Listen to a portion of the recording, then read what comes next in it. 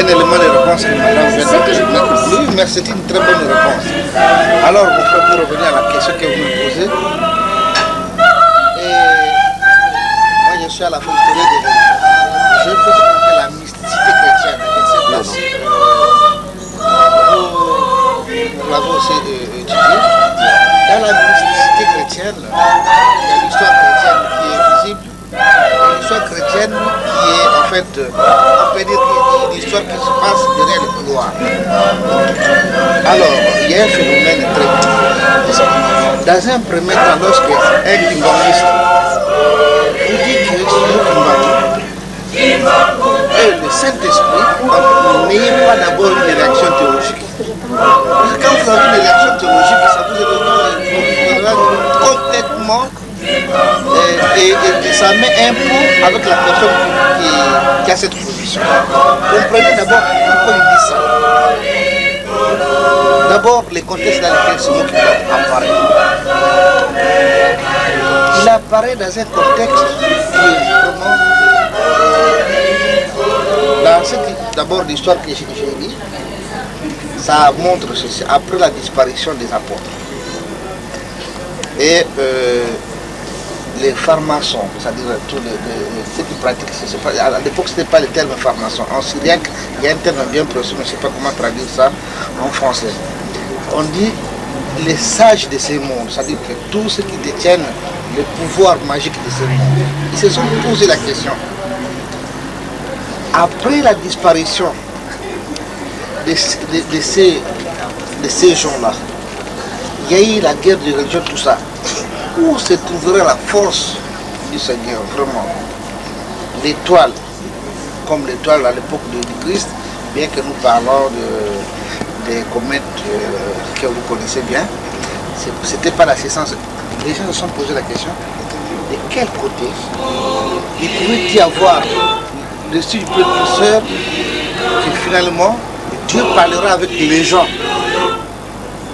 comme ce fut à l'époque de Christ, comme ce fut à l'époque de l'Ancien Testament. Alors mon cher frère théologien, révérend pasteur,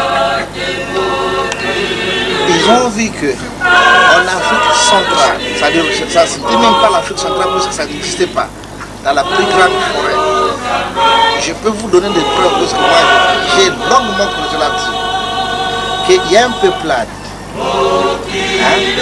de races primitives, on a utilisé le terme stéréotypé. Cette étoile, ça montre comment il faut faire.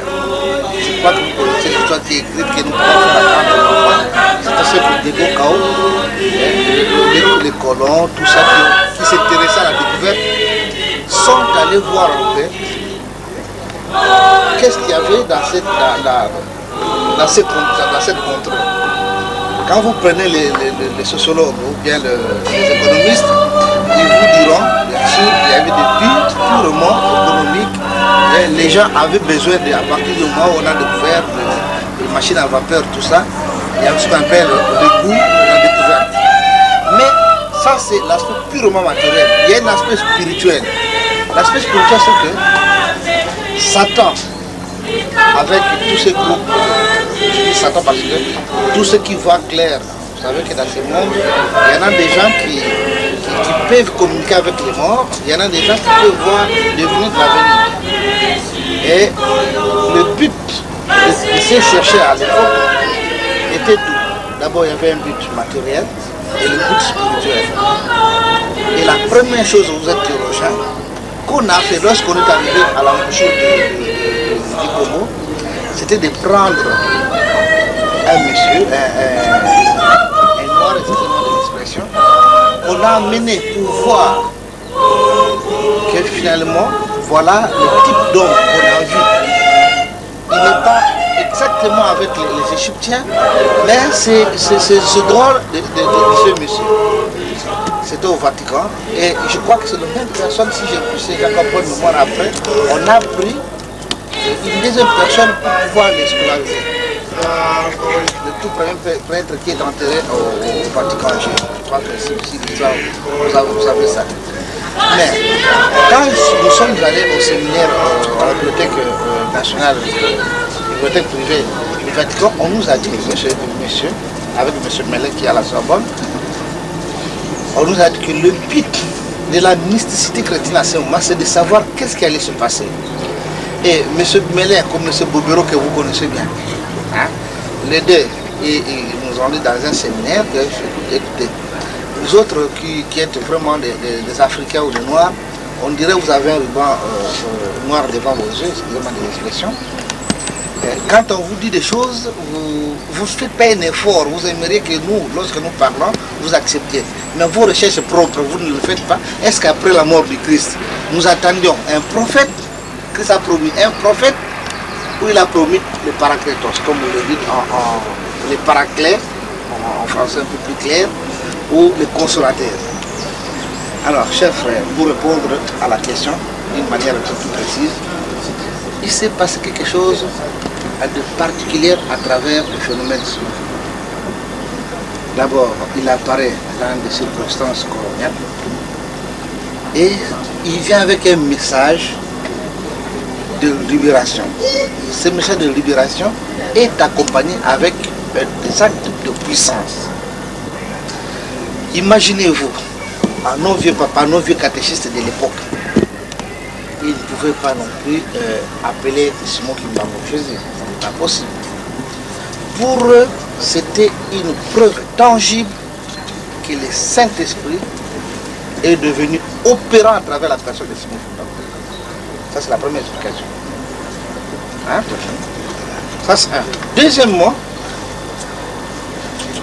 ça, c'est une recherche que j'ai retrouvée du côté des Belges. Il y a des phénomènes qui sont restés inexplicables à travers la personne de Smok Mbambo. Je ne prête pas mon fanatisme religieux, ce sont des recherches. Oui. Et ce qui était curieux à travers Smok Mbambo, c'est qu'il y a eu certaines similitudes entre ce qu'il a fait et Philippe qui approchait l'Éthiopien, hein, l'édicte éthiopien. Les Belges qui ont arrêté Smok Mbambo, à qui nous avons rencontré, moi et certains frères, ils nous ont dit exactement ceci. Monsieur Yefa, Smok Mbambo, il était plus que ce que vous l'avez vu. Parce que on l'a arrêté, il était, admettons, à Tisville, c'est la ville natale où il était même jugé, condamné à mort. C'était le 3 octobre, c'est ce mois où nous sommes. On le voyait s'entretenir avec des prisonniers à Elisabethville. Au même instant, on le voyait ailleurs, en train de parler. Je crois que vous êtes africain comme moi. Faites des recherches, non, parmi...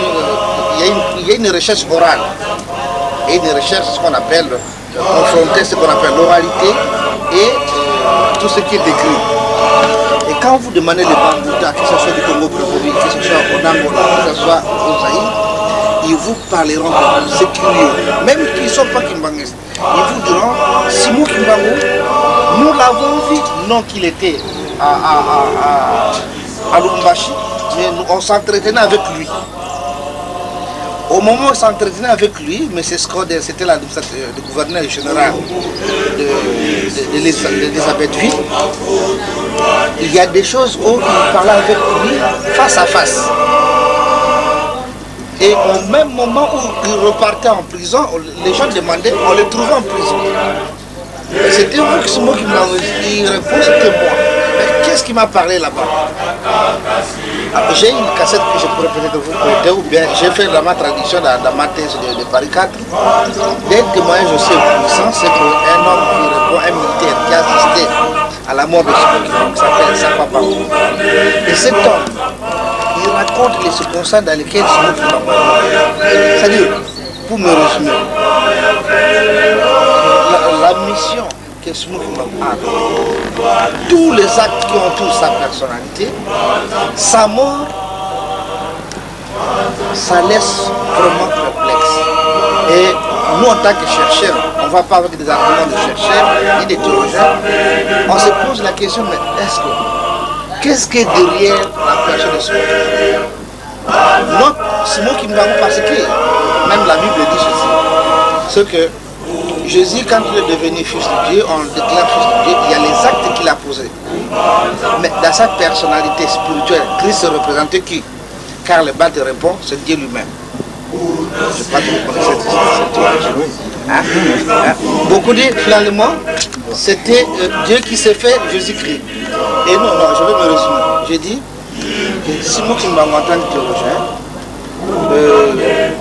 n'est d'abord pas prophète parce qu'on n'entendait pas prophète dans la façon de voir des Noirs. Hein, dans l'anthropologie africaine, il n'était pas question d'attendre un prophète. On avait, dans l'histoire du Congo, on avait Kimpavita ou bien Kassola, des gens qui ont voulu reposer. Mais ce que Simon Kimbangu a fait, on voit des colérations avec ce qui se passait avec Christ lui-même. Et puisqu'il a promis le Saint-Esprit qui viendra, donc l'homme de la rue qui n'est pas cherché, un homme qui croit avec des expressions très simples, pour lui il ne faut pas demander beaucoup de choses. Il dit pour moi, le Saint-Esprit s'est manifesté et c'est lui, c'est moi. Parce qu'un exemple purement biblique, regardez un peu Paul, je crois que c'est Paul. Paul à Icône. Qu'est-ce qui s'est passé? C'est que Paul à Icône, il était accompagné, je crois, Luc, puisque Luc qui nous rapporte l'événement, et une troisième personne, ils opèrent un miracle. À Icône.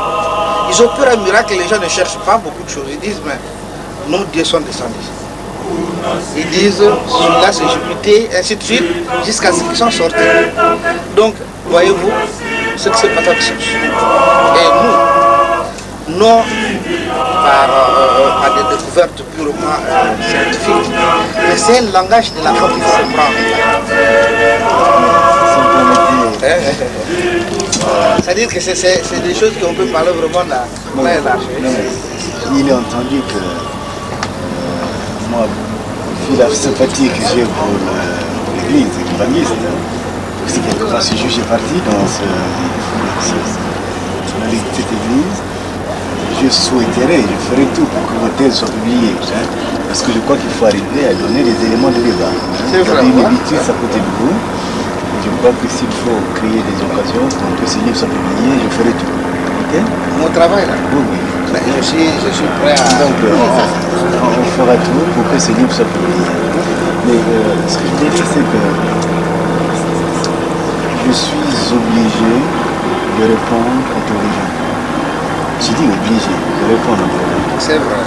En ce sens que si vous dites le Saint-Esprit s'est manifesté en Kimbangu, j'ai dit oui. Justement, heureusement, personne ne peut exercer un ministère vis-à-vis de Dieu si l'Esprit de Dieu n'est pas en lui, n'est pas avec lui. Autre chose également, les manifestations, tous ces éléments de théophanie, tous ces éléments de la puissance de Dieu que Kimbangu a manifesté. Moi très jeune, on m'en a parlé. Hein? Donc c'est pour conforter ce que vous dites. Hein? Donc ce n'est pas seulement une tradition que vous inventez, mais elle existe. Mais l'Esprit Saint s'est manifesté déjà dans les actes. C'est la Pentecôte. Il y a un livre qui existe, on nous a dit là dans un premier temps, il a dit, enfin, nos ancêtres ont vécu la Pentecôte de quand? Non, enfin, c'est pas le lieu du débat, mais ce que je veux dire, c'est que le... Non, la Pentecôte, c'est-à-dire l'effusion du Saint-Esprit. Où non seulement Papa Simon Kimbangu lui-même, mais à travers lui, il a investi d'autres personnes par la puissance du Saint-Esprit, ils ont opéré des miracles. Et nous avons une des témoins oculaires qui vit encore jusqu'à maintenant. Parce que c'était le départ du ministère public des oui, alors on revient à notre... Moi, ce que je voulais dire, c'est que... Oui, évidemment. On va... J'étais à Vipère, j'étais malade 2 semaines. C'est la première jour que je sorti de la maison. Oh là là. Alors je ne vais pas attraper le problème. Vous avez pleinement raison. Non, mais on aura l'occasion de discuter davantage. C'est très intéressant. Même si... Je vais vivre quand même. Non, je crois que on aura l'occasion de changer. Non. Vous êtes 2 théologiens. Mais je constate que vous avez une formation solide. Voilà, hein, je me permets de le signaler. On sent qu'il y a eu de la solidité dans l'approche de l'alimentation. Je crois qu'il y a eu une erreur d'appréciation qui est souvent, enfin moi qui m'est apparue très évidente quand on a eu ce débat-là. La preuve, c'est ce qui m'a frappé. C'est entre dire l'esprit s'est manifesté en Kimbangu et dire que Kimbangu était l'Esprit Saint, il y a analogie. Permettez-moi. Bon, non mais je conçois que ce soit une démarche de foi. Non mais je ne la refuse pas. C'est pourquoi je suis obligé de réagir en tant que tel. Deuxième chose, même quand l'Esprit Saint s'est manifesté à la Pentecôte, les théologiens anciens que vous citez, ils ont reconnu que le Saint-Esprit n'était pas seulement qu'une puissance, c'était bien une personne. Qu'est-ce qu'une personne dans la divinité? Ce n'est pas forcément physique. Non, c'est une personne spirituelle. Vous êtes d'accord? Vous êtes d'accord que Dieu, qui est conçu comme une personne aussi, Dieu n'a pas été visualisé comme étant la personne, sauf à travers le Christ. À travers nous-mêmes, à travers vous? Je parle de l'élément de la Trinité, évidemment, à travers moi. À travers vous permettez un peu que je ouvre une parenthèse. J'ai parlé tout à l'heure qu'il y a... Excusez-moi. C'était très intéressant, je regrette que je dois partir. Allez-y, allons répondre. À bientôt. À bientôt. Je vous en prie. Asseyez-vous. Si vous êtes là, moi je serai toujours âgé. Mais c'est pour cela que je voudrais... Asseyez-vous comme ça, vous allez bavarder un peu avec. Vous vous appelez comment?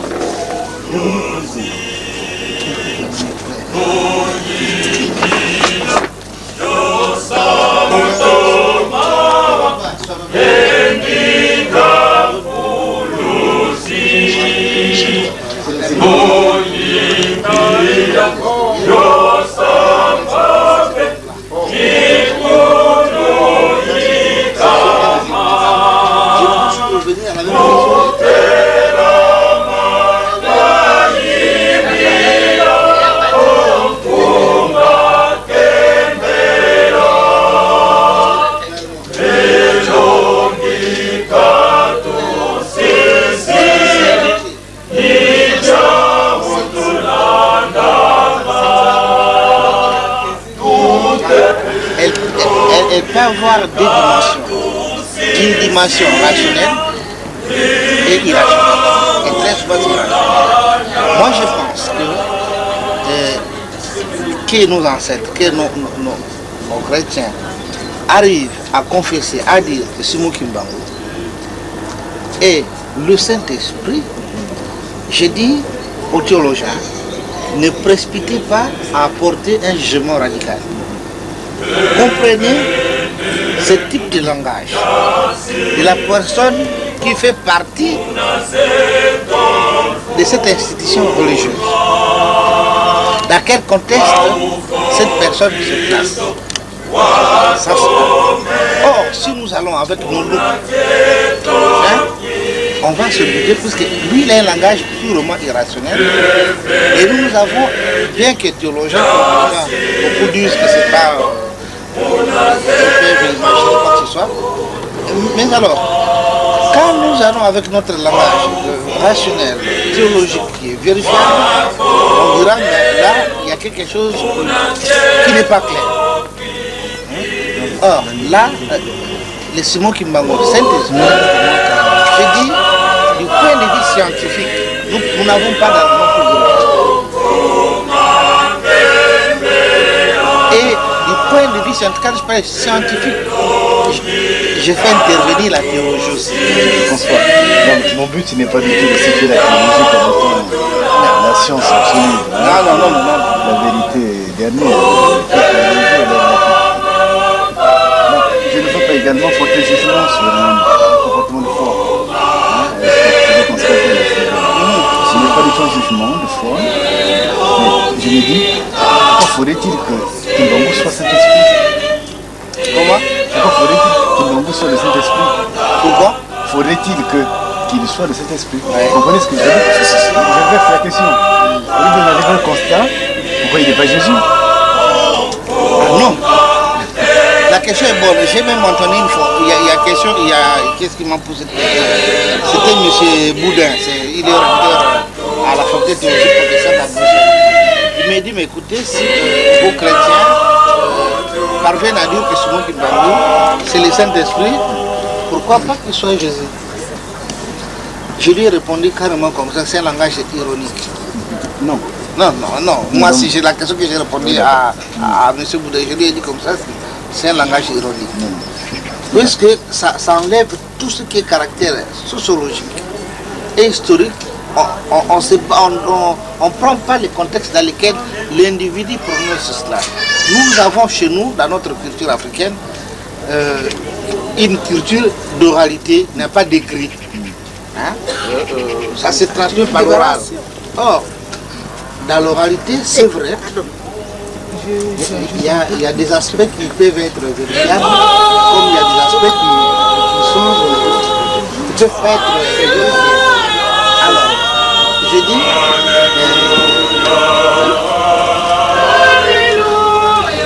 Kimbangu ne peut pas être rédigé. Pourquoi? Parce que Jésus est déjà venu. On sait par l'histoire, par des recherches,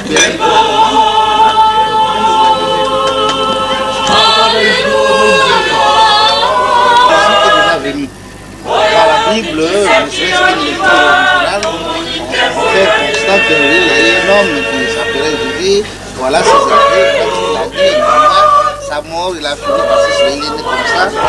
Et on se limite ça, sans nécessairement entrer dans les recherches qui sont spontanées par cette partie littérale. Alors, pour le Saint-Esprit, ça pose énormément de problèmes, même au niveau de nous qui sommes. À première vue, on dit, mais finalement, c'est une puissance ou c'est une personne? Pourquoi elle est réclamée? Moi, j'ai vu dernièrement en Côte d'Ivoire, dans un reportage, ça m'a beaucoup intéressé, à voir un peu la multiplicité des églises indépendantes dans ce pays. Et j'ai vu un certain nombre de gens comment ils se déclaraient d'être je n'étais pas choqué du tout. Je dis l'Afrique est en train de chercher une identité,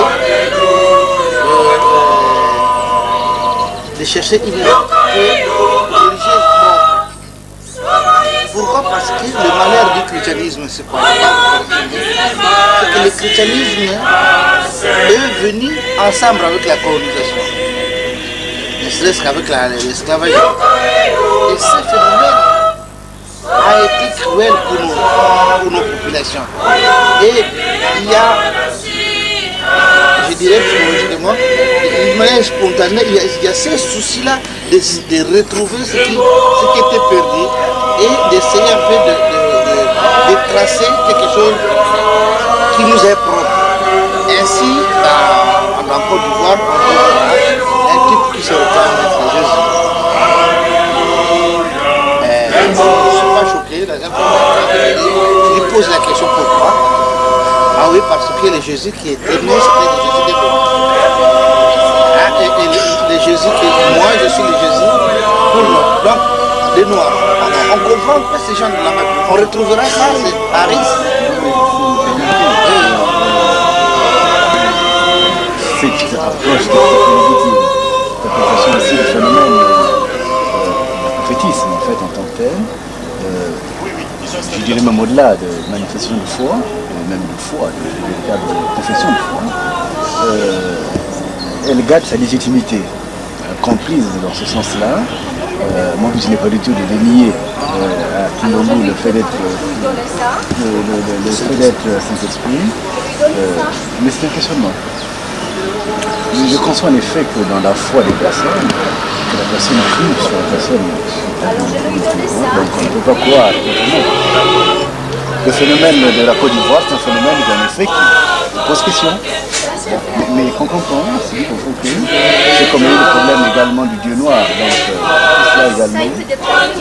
Bon, je crois que pour la santé aussi de notre foi, parce que c'est ça le plus important, une foi. La foi, c'est sauver les personnes. Hein? Et je crois qu'il n'y a rien de plus grave que la foi en nous. au moins dans son expression. C'est ça qu'on pose des questions. C'est comme un médecin qui, en fait, la foi peut tuer quelqu'un. Comment dire ça?